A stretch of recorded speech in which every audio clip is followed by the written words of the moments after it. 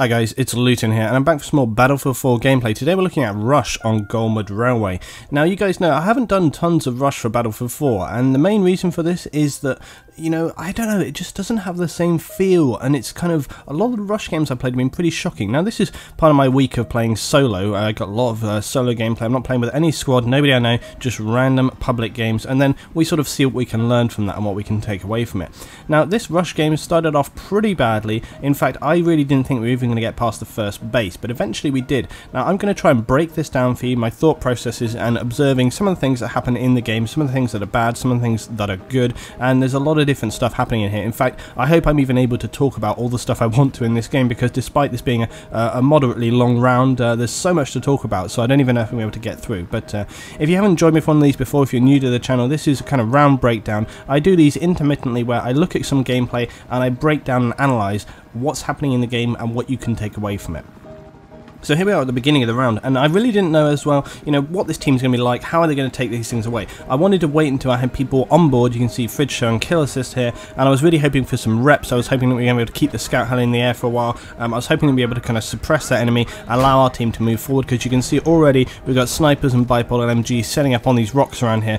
This first base on Golmud can be a bit of a nightmare because of these rock positions where people can kind of set up. I'm playing it pretty low to the ground, and you'll see in a minute why that's actually not a good thing to do. It's much better to kind of stay up high on this base. I often like this kind of low sort of dive bombing action. I find it a little bit more enjoyable and preferential to sort of staying high in the sky, but there is a thing that's not so good about that, and it's for this reason.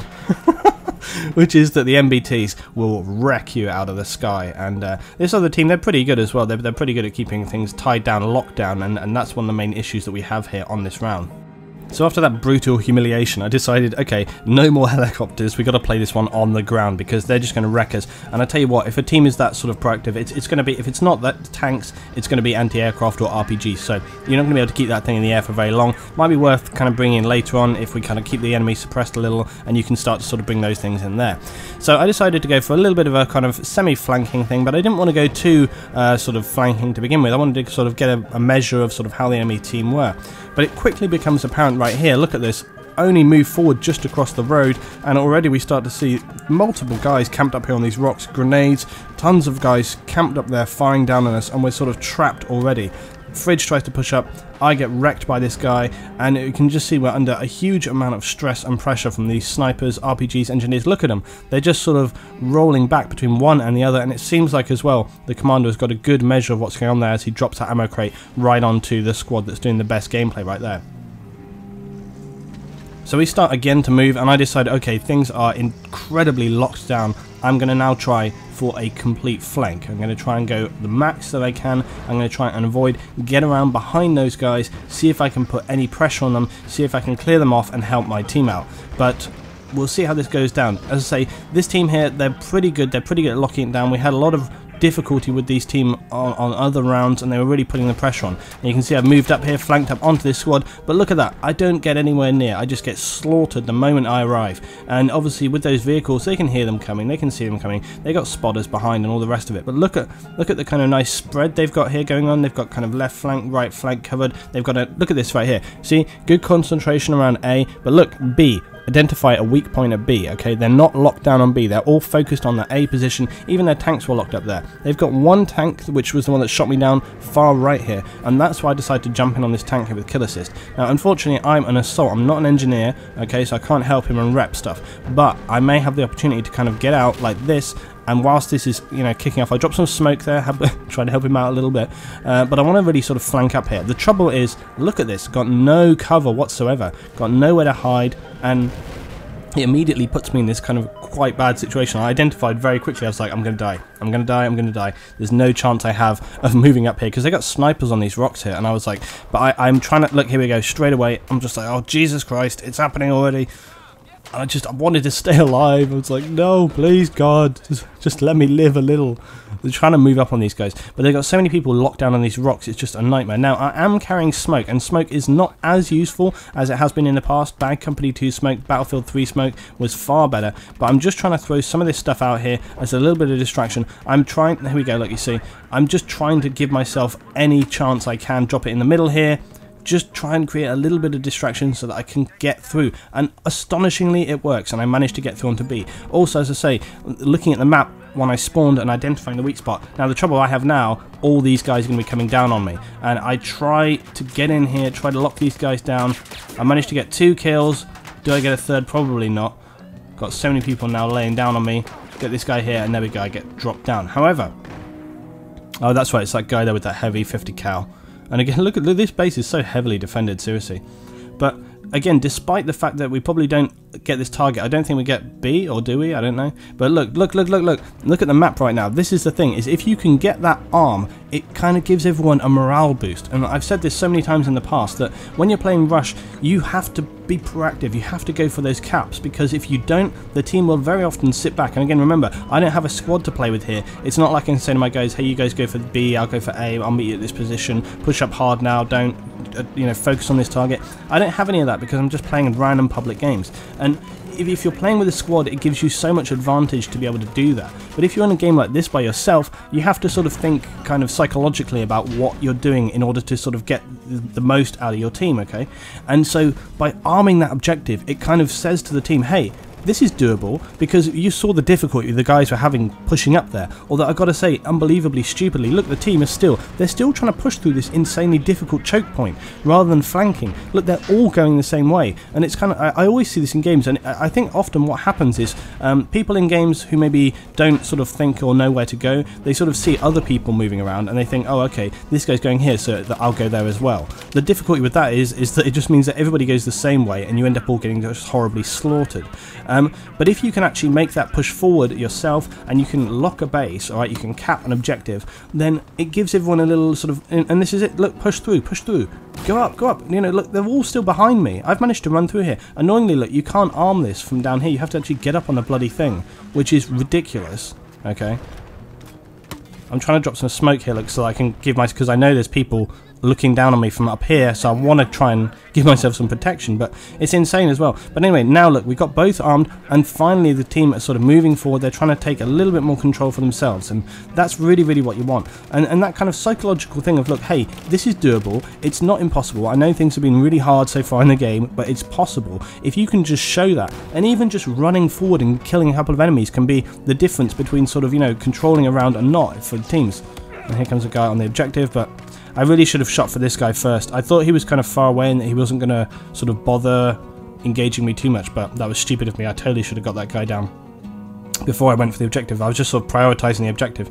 And now, really worryingly as well, we're down on 9 tickets now. This is really critical. And this is the thing as well with Rush. Rush is so, speed dependent, momentum dependent. You've got to get on those bases. You've got to move quickly. You've got to hit those targets hard. If you don't, you're going to lose all your tickets, and by then it's going to be too late. All right? Because if you allow, like, I don't know, 2/3 of your tickets to go, it's very rare that you're actually going to be able to make the break. Now, I remember on the stream at this point, I was like, that's it, it's game over. We're not going to make this. We're not going to make this. Now, there's 2 ways to look at this, okay?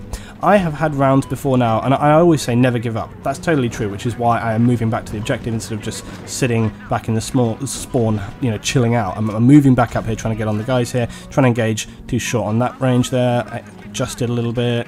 Come on, hit the targets. There we go. Oh, he slipped out of the way.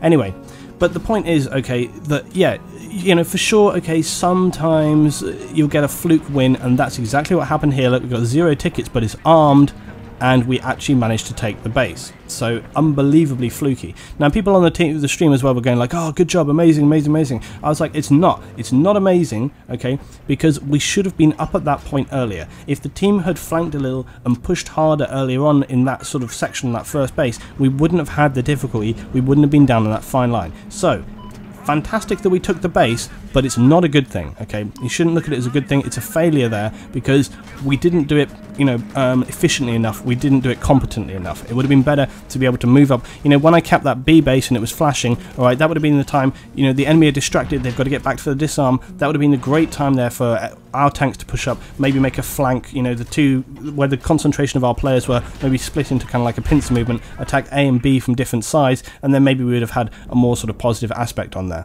okay? But nonetheless, we took the base, and the team are working pretty hard as well. They're all sort of pushing forward at this point, so that's good. And but again, look at this. We haven't moved up, and this is something that drives me insane. Is people not moving forward. This happens so very often in Rush, and it really is probably one of the main things that drives me insane in Rush, is people not moving forward.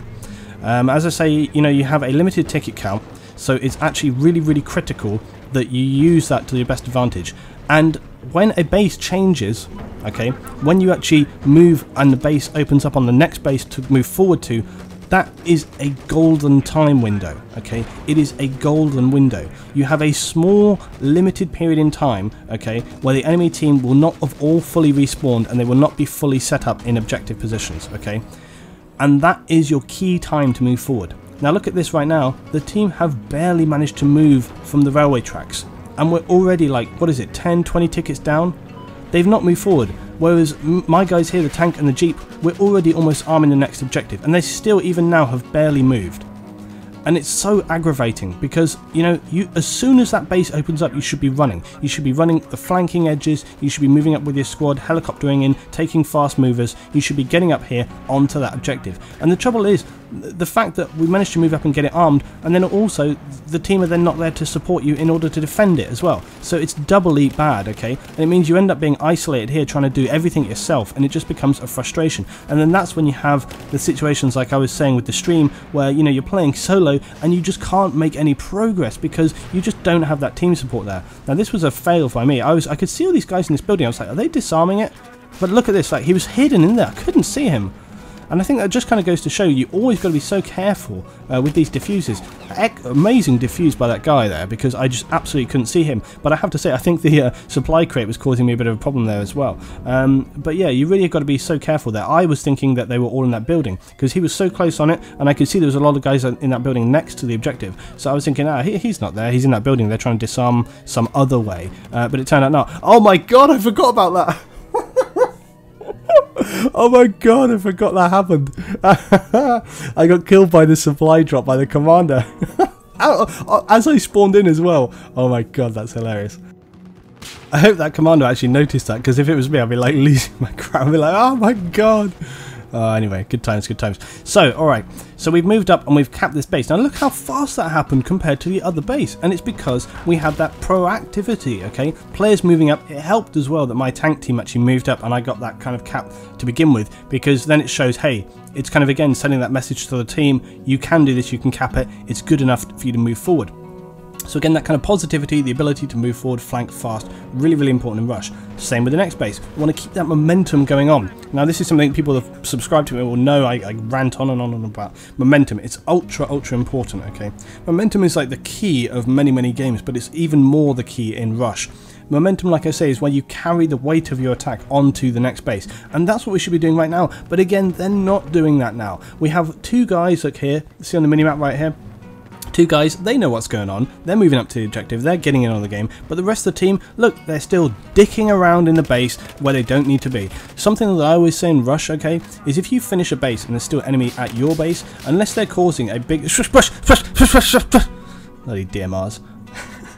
Anyway, if they're still at your base causing a big problem, alright, then sure, deal with them. But if you just have enemy around your base and they're kind of annoying but they're not really doing too much, leave them there. Leave them there. If there's enemy at your base, it means they're not at the objective base, which is a big help for you, because when you're trying to arm those objectives, it means you have a better chance of getting in there and taking them down. Now again, of course, that doesn't always work, alright? There's going to be times where it's not 100% and it, you know, okay? So not every single round goes down the same, but for the most part, I find it often helps you.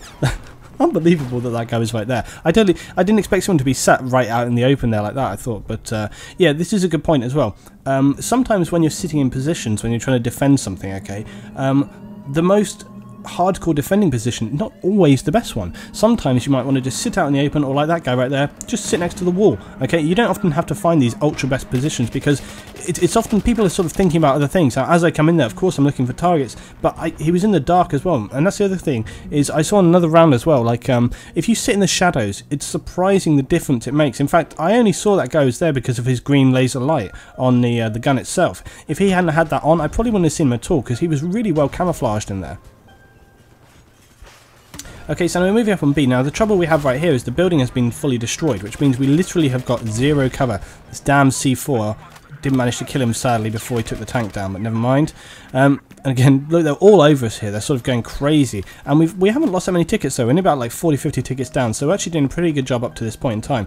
Now, I'm going to try dropping some more smoke here because I want to make it a little bit more difficult. Look, we've got some friendlies up here. And look to the left of me, there's tons of guys. I was thinking, oh, well, they're going to just move forward straight. Here we are. Look, see, there's like 4 or 5 guys over by that wall. I was like, they're just going to move forward straight in. I'll just drop some smoke and they can move in. Here goes one guy. He's making a rush for it. And he's going to go for the objective, right? Yep, there he goes. He's straight on it. But it's these two here. Look, so they're causing us big, big problems. That guy gets the objective armed. So good job to him. And you can see the team working well now. They're actually pushing forward, being objective, working hard. And we're having a little bit of a better time of it. Taking some hits here. The enemy all around us. We're trying to keep this defended as best that we can. And I think they actually... Did they get that defuse? Yeah, they got the defuse right there. But see, look, some of my squad guys are going in. So everyone's being a little bit more proactive. They're going for the arms now. But look, these guys, again, just sitting here out in the open, having to rack them down in order to get the objective. But it's a brutal fight. We've got no cover, nobody around. Everybody else has got killed, so I'm going in for the arm at this point. Turn to make sure that I can cover anyone coming in on me, and we got that arm. So what's that, third, fourth arm there? So how did I? Oh yeah, I got stuck here. I was just like, I was just standing on an open piece of ground. I was like, I can't move. Weird. And again, so we've got some good cover happening, but I'm sort of trying to position myself here, make sure we're clear and open. These people coming in, I'm just trying to be sort of really proactive, sort of move up, push in, get onto them. And that's the third objective as I go down. So as we start to move up to the 4th base, you'll see that the team are still carrying on that momentum, they're still carrying that proactive attitude, and we've got a little bit more vehicle control at this point as well. You see, we've got the tank up, we've got the helicopter up, the commander UAVs are rolling, but again, this kind of momentum carrying forward, really, really important. Difficulty with this base, okay, you've got this big open ground area, and off to my right hand side, there is a little bit more cover. There's like a shack and some rocks and so on, so there is a little bit more cover, and you can see that's where the majority of the team go. I didn't want to go that way, and as someone on the stream said, they were like, oh, Luton, it's a bad idea to cover the open ground, you shouldn't run across there, you get killed. And I was like, yeah, this is entirely true, but you've got to sort of test the line, you've got to see where they're weak, you've got to try and move to certain different positions. I always try to go a different ways to the team because it gives me that advantage. It means that other players will kind of come in on me, as we see right here, my squad mate spawns in on me, and so you've got to try, you've got to test the line, you've got to find the weak points, alright? And if you all just go the same way, and this is the failing that we see so often, like I saw, like I was saying at the very, very beginning of the round there, when everybody's going the same way, that's the stupid sort of thing to do. Don't follow other people, have your own brain in your head. Think, okay, well, I see those guys going there, I'm going to try this way, and that gives you a much more, sort of positive, strong advantage in moving forward and moving into enemy areas. And this can apply to conquest, domination, or anything else as well. It's exactly the same. Don't be a sheep. Don't just follow that person in front of you. Think, where are the enemy? Where do I need to go? Now look at this. So from moving in here, okay, seeing this guy on the rooftop, moving towards A, that's really useful information that you can feed back to the team, either by typing it out or by using the in-game voice over network communication, or the hell with that, it just gives you good information, because then when you come back there as well, you know, okay, this is the area that we need to go. And look, my squad mate moved straight in here, okay, it dealt with that threat, and then we're able to get on A. So you see, good gameplay here. You don't even need to be in communication with your squad always, although it's obviously a big advantage, because provided you've got people that have got half a brain, they're going to be able to sort of look at what's happened there and go, oh, he got killed by that guy on the rooftop, so I'm going to go deal with him, which is exactly what happened right there. So it's all this kind of information building. The more information you have about where enemy are and what their kind of general feeling and tactics are, the stronger your situation is going to be, the stronger your team will be, and hopefully the more likely it is that you're actually going to be able to get those objectives and move forward onto the base. Now we've taken this base pretty easily compared to the other ones, because again, once you actually get into the town, there's a lot of areas to hide, there's a lot of positions to get into. I was moving up here, I wanted to clear this guy off the 50 cal, but I think he actually gets taken off here or runs away. Yeah, he gets killed just as I arrive, so that was kind of, I remember that was a little irritating. I was like, damn it, I wanted to get that guy off there. But nonetheless, now we move up onto the final base at this point. Now the final base in any game of Rush is always a curious one. It's interesting because psychologically our team at this point are feeling like, okay, we're doing a really good job, we cleared all these bases, we're moving up, we're being really proactive, really positive. This guy right here trying to sneak around us, I don't think so. Now I was hoping that we were able to move up on A real fast, but here, look, this is the deal we're in. There's a lot of enemy around here on the rooftops and around on the rocks. There's my rocks off to my left hand side there, and I was getting in on here, bam! Multiple claymores and a guy with a bipod LMG point blank on the I was like, oh my god, how hard do they want to defend this? These guys really want this. You know, they don't want to lose at this point. And that's why the last base tends to be often the most brutal. Because at this point, the enemy team are feeling kind of humiliated and pushed down. They're like, Jesus, man, we're getting our ass kicked. We've got to hold this. We've got to hold the line, as you would expect to. And then the bad thing about this as well is our team, oh, look at this. A 1 foot mild slope? Don't think so. Don't think so. I'll talk about that in another video another day. Actually, it's something that's annoying me more and more in video games, along with invisible doors. But anyway, yeah, so our team are starting to feel kind of, you know, they're feeling like, oh, we've done such a good job. Look at that bipod guy, man. I really should have dealt with him a bit quicker, and then I maybe wouldn't have got killed by that guy, but never mind. I couldn't believe he was still standing there despite people just running around all over the place. He's so focused on that MCOM, you know, he's like literally got just the MCOM in his line of sight, and he's like, that's it, I focus on the MCOM. Anyway. Our team is so positive at this point, thinking, yeah, we're doing really good, especially after that first base, remember, where we got our ass kicked, alright? But now, at this point in time, we're moving up, and maybe, look behind me, not everybody is moving up as intensely as we did on those first bases, not to mention the fact that these rooftop guys are locking it down. Now, thinking back on this now, with hindsight, probably what I would wanted to do is change up to engineer, get some RPGs or something, and just lay it into that building. That would have actually been a smart thing to do, but instead, I continue to run with assault, and I just keep putting the pressure in, pressure, trying to move up, trying to get onto these guys. We've got a sniper there up behind me. Now, I'm normally not in favour of snipers on rush for the most part. You can normally get away with 1 or 2, but actually, that squad mate of mine with the sniper is actually a good position right there, because you can see he can cover that A building, which is the one we're having difficulty getting into. But look at this, the trouble is there's just people bloody all over the place. 3 guys right here, and the guys up on the rooftop as well. So we're having a real hard time. This is, and you can see by how wrecked the base is, that the intensity of the fighting is pushing up. Now luckily the other team moving up to B, who are not dealing with this A area, have managed to get their arms. So great job from them, good job from the team on that point, and that means that that's going to give us a little bit of pressure lift to be able to get in on A here, because the enemy team are going to go mad for that disarm. However, surprise, look at this, okay, they've still got like 3, 4, 5 guys right here on us, some diving to get out of the way of that, trying to stay alive. And this is something as well that happens in Rush so very often, is when one objective gets armed, everybody rushes to try and disarm it, and they leave the other one wide open. I was actually hoping that that's what was going to happen on this situation, but actually it didn't, and they even managed to get the defuse. So they're playing real hard, and we've only got 36 tickets left, so we really don't have very much, and considering the absolute beating that we've been having at this point in time, I was starting to think that this situation was now unwinnable. But, you know, we've got to fight on, we've got to see how the game pans out, and we're moving up here, back onto A again, gets slaughtered again. So frustrating, but that guy got a bit more of a sort of accurate hit straight on me there. But the team still moving forward, still putting the pressure on. And it's good to see this kind of fight. It's good to see that, you know, the team are not letting up, because often this can happen as well. We've been beaten back to like 28 tickets now at this point, 26 now, no, 28. And I say often at this point in time is when people start to get disillusioned. They're like, oh man, we can't get this base, you know, and people start to slow down their gameplay. But, you know, they're not. The team is pushing forward, they're keeping the pressure on, and that's exactly what you need to do. Don't let up. Keep putting the pressure on. Pressure. Especially at this point in the game where it's run on for so long. I mean, Christ, what else do you have to lose? There's no point sitting back at this point in time at 25 tickets. You've got to just get in there, get those goddamn things armed. And again, look at the good, you know, the team over there on B. I'm still dropping smoke, trying to hope that it'll give me a chance, but Jesus Christ, they're all over the place here. And, you know, we're having a real difficult time struggling to break through here. I was hoping that with a little bit of smoke and with the distraction of B, I was going to be able to run in, just get a quick arm, and then once you get that quick arm, you can hopefully defend it much more easily, but it's proving really hard. And to be honest, I don't even remember how this one turns out. Oh, here we go. One of my guys is going for the objective. They've got the opportunity to disarm. Yeah, there we go. We're armed. Excellent. Good job, team, there.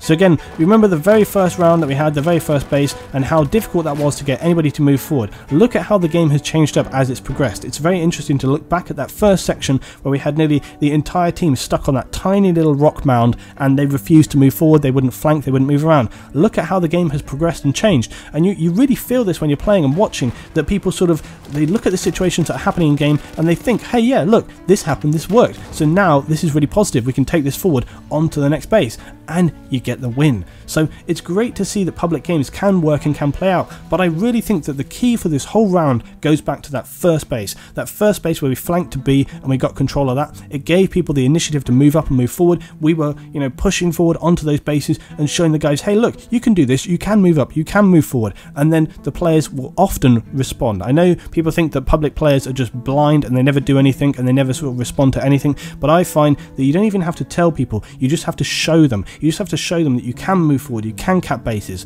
and that applies to conquest, domination, rush, whatever you want to. Be proactive, get in there, fuck your KD, just get in there and get the job done. Thanks for watching guys, I'll see you next time for some more Battlefield 4.